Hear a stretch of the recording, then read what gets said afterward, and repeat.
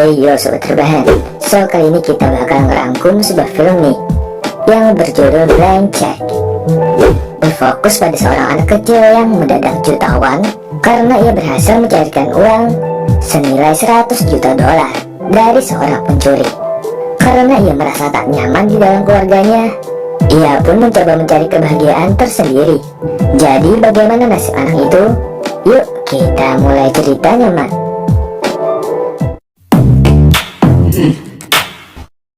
Di awal film kita diperlihatkan seorang pria yang nampak mengambil uang hasil curiannya berupa koper yang berisikan uang sangatlah banyak.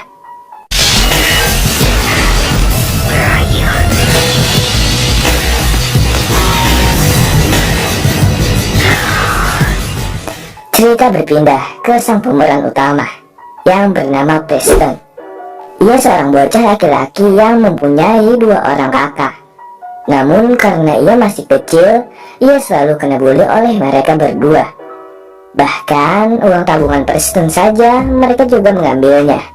Belum lagi ia mempunyai ayah yang sangat perhitungan dengan uang. Dan karena pekerjaannya adalah seorang investor, itulah mengapa ia sangat pelit. Hingga saat Preston pergi ke perayaan ulang tahun temannya yang bernama Butch, terlihat Preston hanya mempunyai sedikit uang yang membuatnya hanya menaiki mainan yang berbeda dengan temannya, dan tentu itu lebih murah.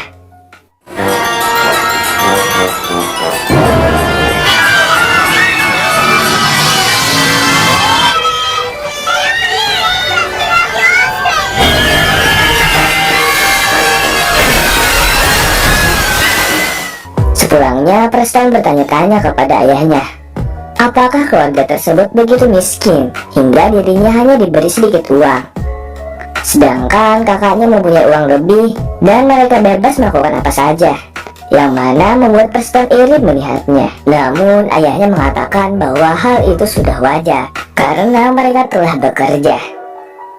Cerita berpindah di mana sang pencuri sebelumnya yang bernama Quigley dan seorang direktur bank yang bernama Biderman membuat perjanjian, di mana Biderman disuruh untuk menyerahkan uang yang berjumlah 1 juta dolar atau kurang lebih ya 14 miliar rupiah lah. Ia akan menyuruh seseorang untuk mengambilnya di jam 1 siang nanti.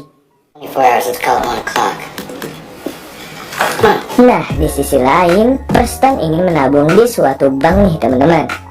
Namun karena uangnya masihlah sedikit, jadi ia tidak memenuhi syarat minimalnya. Namun ia kepincut dengan paras cantik pegawai bank tersebut yang bernama Sai. Akan tetapi sepulangnya, satu-satunya uang yang dimiliki oleh Preston malah diambil oleh Butch sambil mengolok-oloknya hingga kejadian tak terduga terjadi.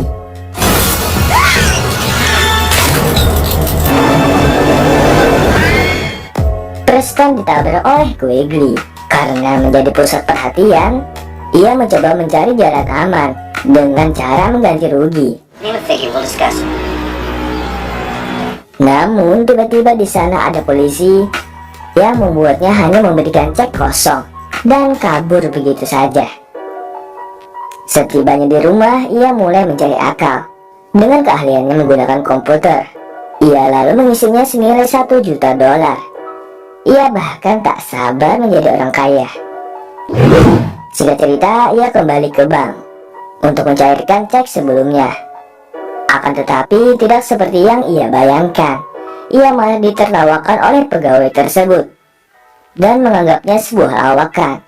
Karena tidak mau ambil pusing, pegawai itu lalu membawanya ke sang direktur, yaitu Biderman. Karena ia yakin bahwa ini adalah bagian dari rencana Quigley, Biderman lalu mengisi ransel Preston dengan uang 1 juta dolar. Dan Preston meninggalkan bank tepat saat orang yang asli datang untuk mendapatkan uang itu. So what you little boy? No, you ought to be in school.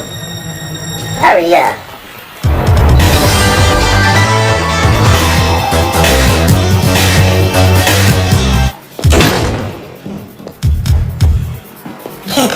Working out on the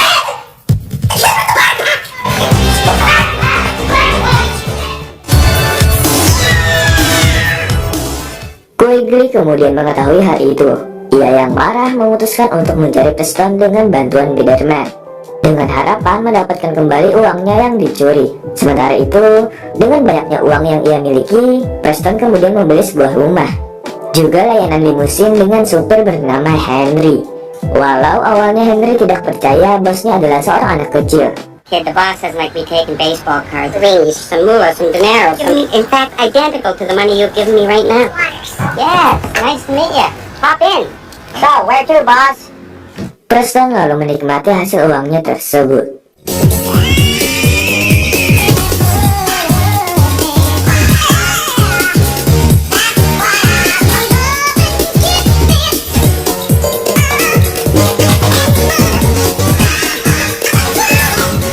Hey, thanks a lot for the great walk. Hingga di tengah perjalanan ia bertemu Sai, wanita yang diidamkannya selama ini. Namun Sai heran, mengapa yang dulunya Preston tidak memiliki uang, sekarang menaiki sebuah limusin yang sangat mahal. Ia beralasan bahwa uang tersebut merupakan pemberian dari bos besarnya, yang bernama Macintosh, agar ia tidak dicurigai. Pintar juga ya si Preston ini, teman-teman.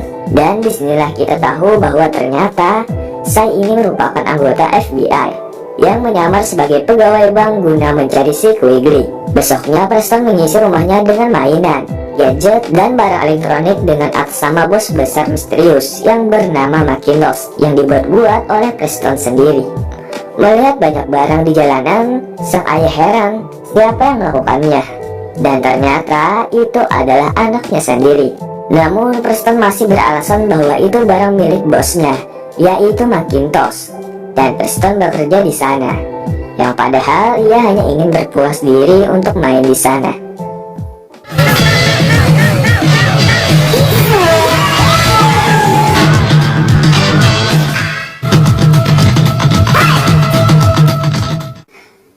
Quigley dan kawan-kawannya mulai mencari Preston, namun tak kunjung menemukannya. Saya yang merasa aneh transaksi uang oleh Macintosh, lalu mengunjungi kediaman Preston. Ia bertanya-tanya, seperti apa sih sosok Macintosh ini, dan ingin bertemu dirinya.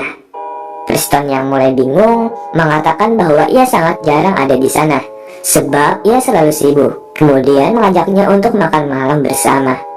Awalnya saya ingin menolaknya, tetapi ketika mendengar Preston akan menceritakan si Macintosh ini, ia pun akhirnya mau menyetujuinya. Mengingat ini kencan pertama Preston, ia meminta saran agar menjadi pria yang keren, dan Harry mengatakan bahwa wanita menyukai fisik yang kuat. Oleh karena itu, Preston pun mulai berlatih.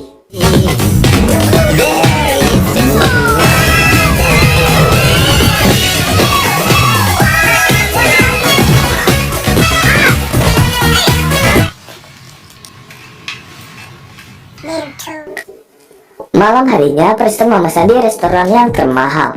Ia bahkan memberi saya sebuah kalung yang tentunya juga mahal. Akan tetapi di sini saya menolak pemberian tersebut karena merasa tak nyaman. Akan tetapi di sana saya menggali informasi tentang Macintosh ini, hingga kejadian tak terduga terjadi. Dan sebetulnya Preston kurang menyukai makanan di sana. Kemudian mengajak saya untuk makan burger saja, dan malah hubungan mereka lebih dekat di sana.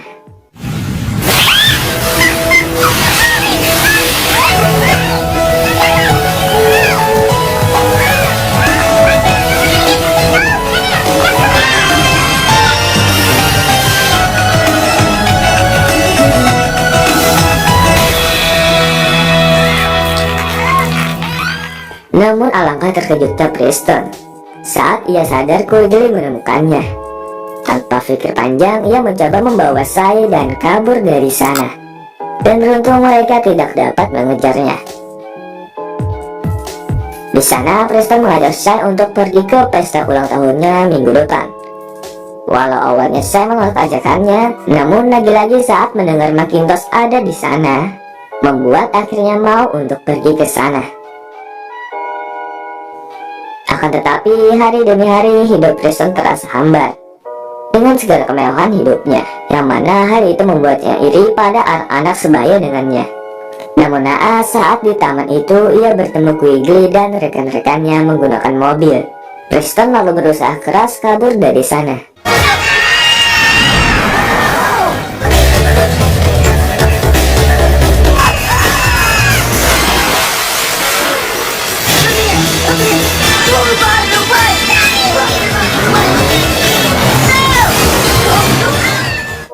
Dan beruntung kali ini Preston masih selamat dari kejaran mereka. Namun alamat Preston sudah diketahui saat Butch memberitahunya. Hari acara pun dimulai. Banyak para tamu yang datang demi ingin bertemu dengan Tuan Macintosh. Namun pikiran Preston hanya ingin bertemu Shy, walau tak kunjung ditemukan. Sampai datanglah seorang ketua pembuat acara yang menagih pembayarannya sekitar $100.000. Dengan terpaksa Preston pun mau mengikuti perkataannya. Namun alangkah terkejutnya saat ia tahu bahwa uang $1 juta itu kini tersisa $332 saja lagi. Dan tentunya ia tak mampu membayarnya. Tiba-tiba saja ayah Preston datang ke ruangan itu dan mengiranya sebagai Tuan Macintosh.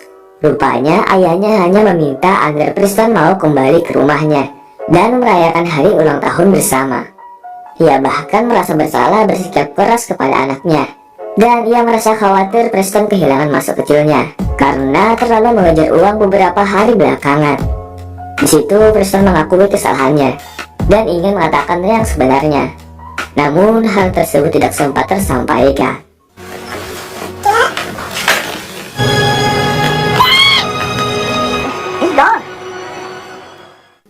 Mengetahui Tuan Macintosh tidak mampu membayarnya, acara tersebut pun langsung dibubarkan. Disitulah Preston menyadari bahwa orang-orang akan mendekatinya ketika memiliki uang saja.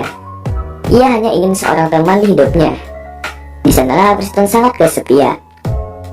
Namun tiba-tiba Quigley menemukan lokasi Preston dan menagih uangnya kembali.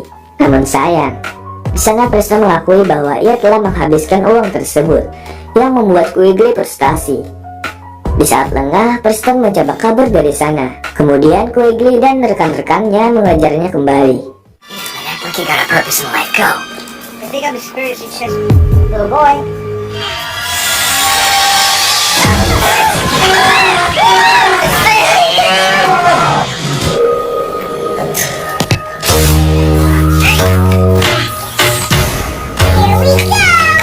Here we go.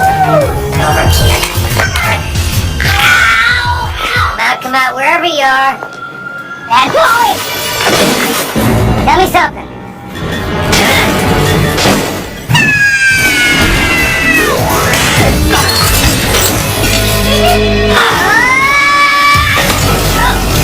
Please, please!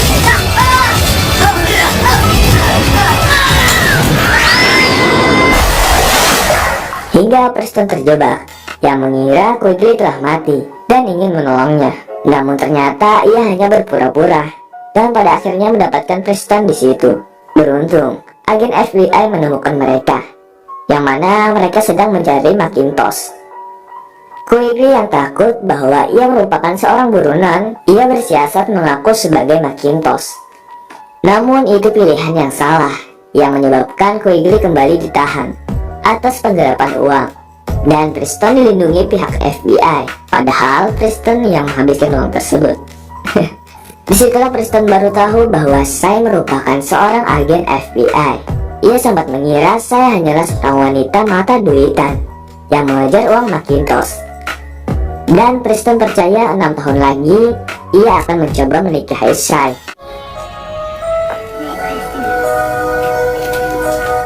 Di akhir cerita, Preston kembali ke rumah untuk merayakan ulang tahun yang sudah disiapkan keluarganya. Walau sederhana, namun ia menyadari bahwa uang tidak dapat membeli kebahagiaan. Dan keluarga adalah hal yang terpenting.